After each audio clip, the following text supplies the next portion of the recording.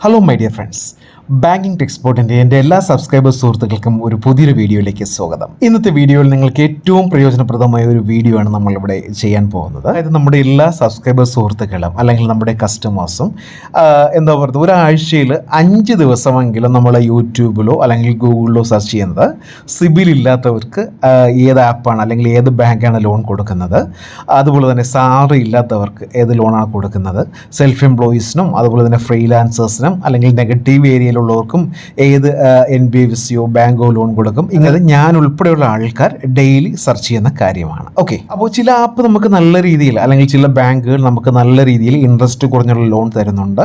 എന്നാൽ ചില ബാങ്കുകളും NBFCയിലും നമ്മളെ എന്താ പറയുന്നത് തീർച്ചയായിട്ടും ചീറ്റ് ചെയ്യാറും ഉണ്ട്.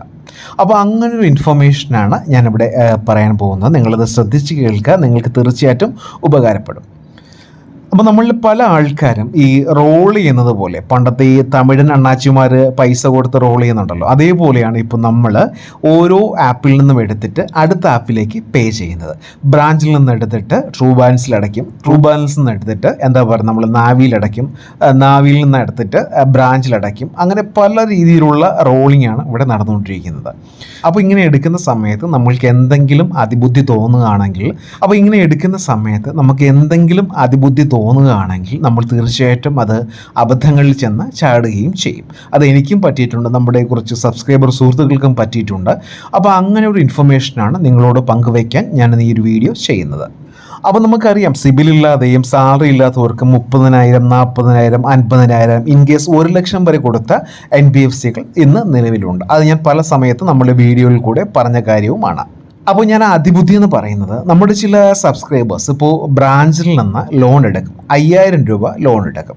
ഇത് നിങ്ങൾക്ക് കിട്ടുന്നത് 3 മാസത്തേക്കായിരിക്കും. ഉദാഹരണത്തിനാണ് പറയുന്നത്, 3 മാസത്തേക്കാണ് നിങ്ങൾ ബ്രാഞ്ചിൽ നിന്ന് ലോൺ എടുക്കുന്നത്. ഓക്കെ, അപ്പോൾ നിങ്ങൾ എന്താ പറയുന്നത്, ഒരു മാസം കഴിയുമ്പോൾ നിങ്ങൾക്കൊരു അതിബുദ്ധി തോന്നും, നമ്മൾ 5,000 രൂപ ഫുള്ളി അടക്കുകയാണെങ്കിൽ ചിലപ്പോൾ 10,000 കിട്ടും, ചിലപ്പോഴല്ല 100% കിട്ടുമായിരിക്കും എന്ന് വിചാരിച്ചുകൊണ്ട് നമ്മൾ എന്ത് ചെയ്യും, ഈ 5,000 രൂപ നമ്മൾ ഫുൾ EMIയും പേ ചെയ്യും. റിസൾട്ടോ നമുക്ക് അവർ EMI അല്ലെങ്കിൽ നമ്മുടെ ലോൺ അവർ ബ്ലോക്ക് ചെയ്യും, പിന്നെ കിട്ടുകയുമില്ല. അപ്പോൾ ഈ ബ്രാഞ്ചിൽ നിന്ന് എടുത്ത ട്രൂ ബാലൻസ് അടയ്ക്കുന്നവർ എന്താ പറയുന്നത്, അവിടെ ബ്ലോക്കായി. ട്രൂ ബാലൻസിൽ അടയ്ക്കാൻ നമുക്ക് ക്യാഷ് ഇല്ല, പിന്നെ കടം ചോദിപ്പായി, അങ്ങോട്ടും ഇങ്ങോട്ടും നടപ്പായി, ടെൻഷനായി, അങ്ങനെ പല ആൾക്കാരെയും ഞാൻ കണ്ടിട്ടുണ്ട്. അപ്പോൾ എനിക്കൊരു റിക്വസ്റ്റ് പറയാനുള്ളത്, നിങ്ങൾ ഏതെങ്കിലും ഒരു ആപ്പിൽ നിന്ന് ലോൺ എടുക്കുന്നെങ്കിൽ എന്താ പറയുന്നത്, അതിൻ്റെ ടൈമിൽ, അതായത് അവർ പറയുന്ന EMIയിൽ അവർ പറയുന്ന എമൗണ്ട് മാത്രം തിരിച്ചടയ്ക്കുക. അല്ലാതെ ഒരു കാരണവശാലും നിങ്ങൾ എമൗണ്ട് തിരിച്ചടയ്ക്കരുത്. ചില ലോൺ ആപ്പിൽ നിന്ന് ലോൺ എടുക്കുന്നത് ഞാൻ എതിർ തന്നെയാണ്, കാരണം നമുക്ക് ഒരുപാട് ക്യാഷ് നഷ്ടപ്പെടും. ഓക്കെ, അപ്പോൾ എല്ലാ ആപ്പുമല്ല, ചില നല്ല ആപ്പുകളുമുണ്ട്. എന്നാൽ ചില ആപ്പുകൾ ഹൈ ഇൻട്രസ്റ്റ് ആണ്, നമുക്ക് ഇങ്ങനെ റോളിങ്ങിനും മറ്റു കാര്യത്തിനും ഒന്നും പറ്റില്ല. അതിൻ്റെ എക്സാമ്പിൾസും കാര്യങ്ങളും ഞാൻ പറഞ്ഞുതരാം, ലിങ്ക് ഡിസ്ക്രിപ്ഷനിലും കൊടുത്തിരിക്കാം. ഓക്കെ, അപ്പോൾ അതിൻ്റെ ഫുൾ ഫ്യൂച്ചേഴ്സ് കേട്ടതിന് ശേഷം നിങ്ങളത് ചെയ്യുക. ഓക്കെ, ഇപ്പോൾ ഇത് നമ്മുടെ എന്താ പറയുന്നത്, സിബിൽ ഇല്ലാത്തവർക്കും സാലറി ഇല്ലാത്തവർക്കും നമ്മുടെ റാം ഫിൻകോപ്പ് ലോൺ കൊടുക്കുന്ന കാര്യം പറഞ്ഞു. ഒരു 575 സിബിൽ സ്കോറുള്ള ഒരു കസ്റ്റമറിന് നമ്മുടെ റാം ഫിൻകോപ്പ് കൊടുത്ത ലോണാണ് ഈ കാണുന്നത്. ഏകദേശം 30,000 രൂപയാണ്. നിങ്ങൾ EMI നോക്കണ്ട, EMI 10,905 3 മാസം കാണിച്ചിരിക്കുന്നത്. ഇത് നിങ്ങൾക്ക് ലോൺ കൊടുത്ത എമൗണ്ട് 30,000 രൂപയാണ്. നമ്മൾ ആ ഒരു ഫസ്റ്റിൽ ലോൺ കൊടുക്കുമ്പോൾ അവരുടെ ആ ഒരു ഫേസിൽ കാണിക്കും 30,000 രൂപ. പക്ഷേ കസ്റ്റമറിന് കിട്ടിയ എമൗണ്ട് ഏറ്റവും മുകളിൽ കാണാം. ഏറ്റവും മുകളിൽ റൈറ്റ് സൈഡിൽ 24,000 രൂപയാണ് കിട്ടിയിരിക്കുന്നത്. ഇവർ തിരിച്ചടയ്ക്കേണ്ട എമൗണ്ട് 33,000 രൂപ. ഈ 10,000 വെച്ച് നിങ്ങൾ കൂട്ടി നോക്കി അറിയാം, 30, 9, 27, ഏകദേശം 33,000 രൂപയോളം ഇവർ EMI അടയ്ക്കണം. അപ്പോൾ ഇതിൽ തന്നെ ഏകദേശം ഇവർക്ക് 9 രൂപയോളം ഇവർക്ക് അധികം, അല്ലെങ്കിൽ 9-10 രൂപയോളം നമ്മൾ അധികമാണ് അടയ്ക്കുന്നത്. അതായത് ബ്ലേഡിന് തുല്യമാണ്. പക്ഷേ ഇവർ RBIയുടെ ആ ഒരു റൂൾസ് ആൻഡ് റെഗുലേഷൻസ് വെച്ചാണ് ഇവർ ലോണും മറ്റു കാര്യങ്ങളും എന്താ പറയുന്നത് ചെയ്യുന്നത്. അപ്പോൾ നമുക്കൊന്ന് ലീഗലി ഒന്നും മൂവ് ചെയ്യാനൊന്നും പറ്റില്ല. സിബിലിൽ നമുക്ക് ഇൻ കേസ് എന്തെങ്കിലും കാരണവശാൽ അടച്ചില്ല എന്നുണ്ടെങ്കിൽ സിബിലിൽ വരും. ഞാൻ നേരത്തെ പറഞ്ഞ പോലെ നമുക്ക് ഒന്നും ചെയ്യാനും പറ്റില്ല. ഈ റാം ഫിൻകോപ്പിൽ നിന്ന് ലോൺ എടുക്കുന്ന നമ്മുടെ സുഹൃത്തുക്കൾ ദയവായി ഒന്ന് ശ്രദ്ധിക്കുക. നിങ്ങൾക്ക് ഒരു ലോൺ ആപ്പും നിങ്ങൾക്ക് ലോൺ തന്നില്ലെങ്കിൽ മാത്രം നിങ്ങൾ റാം ഫിൻകോപ്പിൽ നിന്ന് നിങ്ങൾ ലോൺ എടുക്കുക. കാരണം അത്രയും ഹ്യൂജ് ഇൻട്രസ്റ്റ് ആണ് അവർ നമ്മുടെ തലയിൽ അടിച്ചേൽപ്പിക്കുന്നത്. ഓക്കെ, റാം ഫിൻകോപ്പിൽ ഏകദേശം 550 സിബിൽ സ്കോർ ഉണ്ടെങ്കിലും ഇൻ കേസ് 520 500 ഉള്ളവർക്കും റാം ഫിൻകോപ്പിൽ നിന്ന് ലോൺ കിട്ടിയിട്ടുള്ളതായിട്ട് നമ്മുടെ സുഹൃത്തുക്കൾ നിങ്ങൾ തന്നെ എനിക്ക് വാട്സപ്പ് ചെയ്തിട്ടുണ്ട്. അപ്പോൾ അതുപോലെ ഞാനൊരു കോമൺ സിബിൽ സ്കോർ പറഞ്ഞത് 550 സിബിൽ സ്കോർ ഉണ്ടെങ്കിൽ പോലും റാം ഫിൻകോപ്പ് ലോൺ കൊടുക്കും. ഓക്കെ, സാലറി ഇല്ലാതെ റാം ഫിൻകോപ്പ്, ട്രൂ ബാലൻസ് ഇങ്ങനെയുള്ള ആപ്പുകൾ 30, 40, 50 ട്രൂ ബാലൻസ് ഇൻ കേസ് 1 ലക്ഷം വരെ സാലറി ഇല്ലാത്ത ടീംസിന് കൊടുത്തിട്ടുണ്ട്. അത് ഞാൻ പറഞ്ഞു അന്ന് ബാങ്കിങ് ബേസ് ചെയ്തായിരിക്കും അവർ കൊടുത്തിരിക്കുന്നത്. അപ്പോൾ ഞാനിവിടെ പറയാൻ പോകുന്നത്, ഇപ്പോൾ നമ്മൾ റാം ഫിൻകോപ്പ് നമുക്ക് 30,000 രൂപ തന്നു, 3 മാസത്തെ EMI ഇവിടെ കാണാം. EMI 10,905 രൂപ വെച്ച് 3 മാസം നമുക്ക് അടയ്ക്കണം. നമ്മൾ എന്താ പറയുന്നത്, ഒരു EMI അടച്ചു, 10,905 രൂപ EMI അടച്ചു. ഇവിടെ എന്തെങ്കിലും ഒരു ചെറിയ എമൗണ്ട്, ഒരു 10,000, 10,000, 50,000 നമുക്ക് കിട്ടി. അപ്പോൾ നമുക്കൊരു ചെറിയ അതിബുദ്ധി തോന്നി. ഈ 2 EMI, അതായത് എന്താ പറയുന്നത് 3 ഏപ്രിലെയും 3 മെയിലെയും 2 EMI ഏകദേശം 21,000 രൂപ, 22,000 രൂപ നമുക്ക് ഒരുമിച്ച് അടയ്ക്കാവുന്ന ഒരു ബുദ്ധി തോന്നി.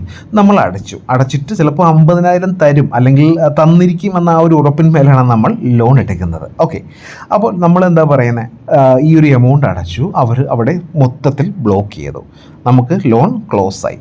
അപ്പോൾ നമ്മൾ ഇതിൽ നിന്ന് വീണ്ടും മറിച്ചിട്ട് നമ്മൾ ചെയ്യാൻ വെച്ചിട്ട് നമ്മുടെ മുഴുവൻ കാര്യങ്ങളും അവിടെ ബ്ലോക്കായി. ഇതിൽ നിന്ന് വേറെ ഏതെങ്കിലും NBFCയിലേക്ക് നിങ്ങൾ ലോൺ അടയ്ക്കാനുണ്ട്, അവിടെ അടച്ചിട്ട് ബാക്കി നിങ്ങളുടെ എന്തെങ്കിലും പേഴ്സണൽ യൂസിന് ഉപയോഗിക്കാമെന്നാണ് നിങ്ങൾ വിചാരിച്ചിരുന്നത്.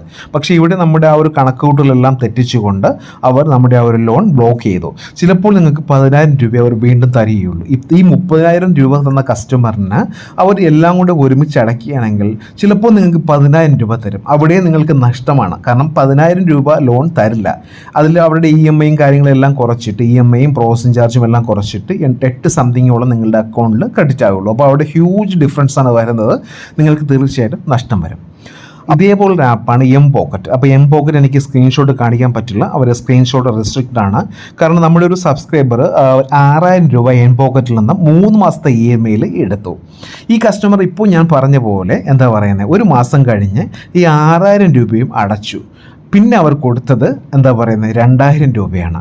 അപ്പോൾ ഈ ഒരു കസ്റ്റമർ ഈ M-Pocketൽ നിന്ന് എടുത്തിട്ട് ബ്രാഞ്ചിൽ അടയ്ക്കാനാണ് എമൗണ്ട് എടുത്തത്. പക്ഷേ M-Pocketൽ നിന്ന് വിചാരിച്ച തുക കിട്ടുകയുമില്ല, ബ്രാഞ്ചിൻ്റെ EMI അല്ലെങ്കിൽ അത് ബ്ലോക്ക് ആകുകയും ചെയ്തു, സിബിൽ വരികയും ചെയ്തു. അപ്പോൾ അങ്ങനത്തെ ഒരുപാട് ഇഷ്യൂസ് ഇങ്ങനെ ആപ്പിൽ നിന്ന് നിങ്ങൾ പെട്ടെന്ന് അടയ്ക്കുന്നതുകൊണ്ട് വരാറുണ്ട്. അപ്പോൾ ഇത് ഞാൻ മെയിനായിട്ട് പറഞ്ഞ പോയിന്റ് എന്ന് വെച്ചാൽ, നിങ്ങൾ ഏത് ആപ്പിൽ നിന്ന് എടുത്താലും അല്ലെങ്കിൽ ബാങ്കിൽ നിന്ന് എടുത്താലും നിങ്ങൾ EMI ആ ഒരു സമയത്തിനുള്ളിൽ തന്നെ മാത്രം അടയ്ക്കുക. നമ്മൾ അതിബുദ്ധി കാണിച്ചുകൊണ്ട് മുൻകൂർ ഒരിക്കലും കൊടുക്കാതിരിക്കുക. ഞാൻ പറഞ്ഞു, ഈ മുൻകൂർ അടയ്ക്കുന്ന സമയത്ത് അവരുടെ മനസ്സിൽ അല്ലെങ്കിൽ അവരുടെ ആ ഒരു സിസ്റ്റത്തിൽ വരുന്ന കാര്യം എന്ന് വെച്ചാൽ, ഇദ്ദേഹം മുൻകൂർ പൈസ അടച്ചിട്ട് കൂടുതൽ തുക മേടിച്ചിട്ട് EMI മുടക്കാനുള്ള പണിയാണെന്ന് തീർച്ചയായിട്ടും ആ സിസ്റ്റത്തിന് മനസ്സിലാകും. ഓക്കെ, ആ സിസ്റ്റം കൂടുതൽ എമൗണ്ട് ബ്ലോക്ക് ചെയ്യുകയും ചെയ്യും. എസ്പെഷ്യലി നമ്മുടെ മണി വ്യൂ, റാം ഫിൻകോപ്പ്, അതുപോലെ തന്നെ M-Pocket, ബ്രാഞ്ച്, അതുപോലെ തന്നെ ട്രൂ ബാലൻസ്. അപ്പോൾ ഇന്നത്തെ വീഡിയോ എല്ലാവർക്കും ഇഷ്ടമായെന്ന് കരുതുന്നു. ഇഷ്ടമെങ്കിൽ ഷെയർ ചെയ്യുക, ലൈക്ക് ചെയ്യുക, സബ്സ്ക്രൈബ് ചെയ്യുക. Thank you for watching my video. Have A nice day.